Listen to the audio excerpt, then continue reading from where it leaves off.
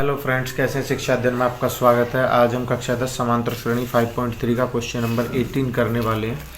और देखो, क्वेश्चन इस प्रकार दिया हुआ है। ये एक फिगर है और ये क्वेश्चन बच्चों को बड़ा कंफ्यूज करता है, लेकिन मैं इसको ऐसे समझाऊंगा कि आपको एक बार में समझ में आ जाएगा। अब देखो, एक पॉइंट है ए और ए से बी के लिए कोई वैल्यू है और मतलब कोई दूरी है। यहाँ से ऐसे करके जा रहा है ना।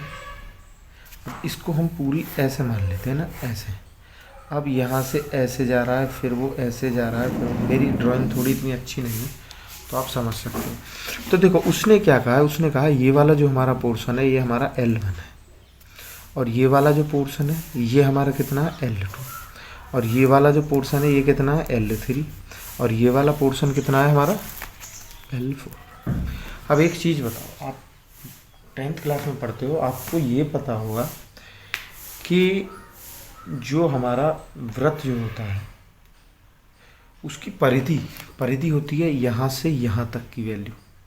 ये ऐसे ही तो जा रहा है। अब अगर इसे पूरा कर देते ऐसे तो ये एक वृत्त की शेप में है ना। देखो, ऐसे एक गोला है, ये क्या है हमारा, ये हमारा वृत्त है। ये क्या है हमारा, ये हमारा अर्धवृत्त है कि नहीं।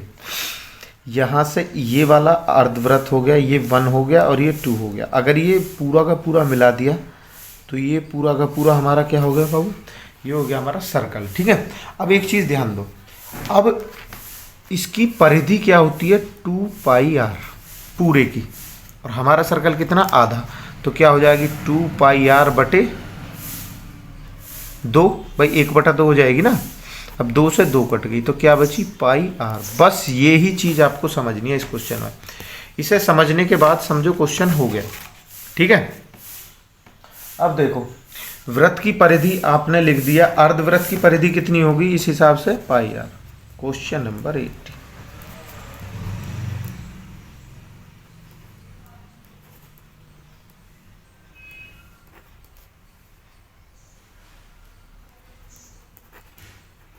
यानी कि अर्ध परिधि कितनी होगी हमारी, πr।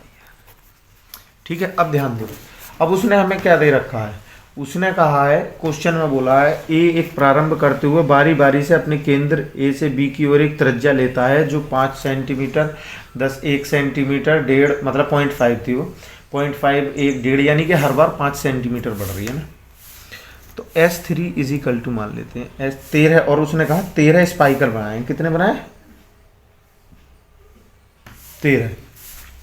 तो S13 क्या होगा हमारा L1 plus L2 plus L3 plus L4 ऐसे डॉट डॉट डॉट 13। L13 होगा, नहीं होगा, है ना। अब देखो, L1 उसने कितना दे रखा है, L1 अगर हम इसका पूरे का निकालेंगे तो हमें क्या निकालने का पड़ेगा, परिधि। आधे की क्या निकालनी पड़ेगी, आधे की परिधि। भाई हमें ऐसे ही तो घूम रहा है वो, तो हमें तो केवल ये जो घूम रहा है केवल ये निकालना है। तो ये कितना हो गया तुम्हारा, L1 इजिकल टू होता है, मैंने क्या बताया, πr। r कितनी है हमारी, r कितनी है, r है हमारी 0.5। ठीक है, ऐसे। और ऐसे L2 कितनी हो जाएगी, π1।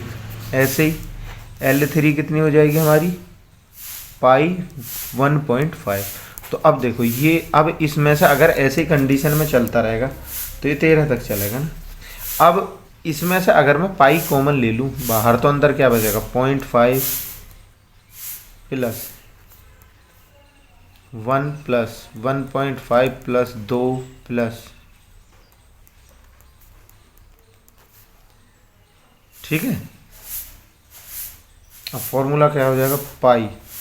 फॉर्मूला क्या होता है, SN बराबर, या S13 कर दो, है ना। S13 बराबर हो जाएगा पाई, ब्रैकेट के बाहर हो जाएगा, और ये हो जाएगा हमारा 13, यानी कि n की वैल्यू होती है n/2, यानी कि 13/2, ब्रैकेट के बाहर होता हमारा 2a प्लस, और ये कितना दे रखा है, चलो एक बार में कर देते हैं, 2 × 0.5 प्लस n-1, n कितना हमारा 13 में से बन गया 12, और d कितना, दोनों का अंतर कितना 0.5। ठीक है, कोई समस्या, कोई समस्या नहीं। अब देखो, अब इसे करो, यहाँ कर लो, S13 इजिकल टू कितना हो जाएगा हमारा, पाई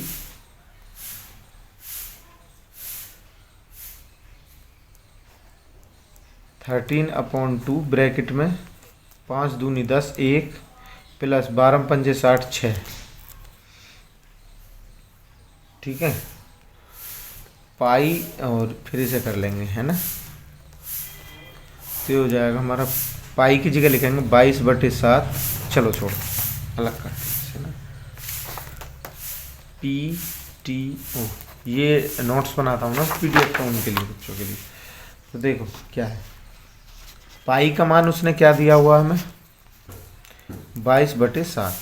पाई का मान कितना, 22/7। अब 22/7 की वैल्यू खोल लो, 22/7 गुणा 13/2 गुणा 7। ठीक है, 7 से 7 2 से 11 बार S13 इजिकल टू कितना हो जाएगा हमारा, S13 इजिकल टू हो जाएगा हमारा 143 सेंटीमीटर। ऐसे होंगे क्वेश्चन। ठीक है।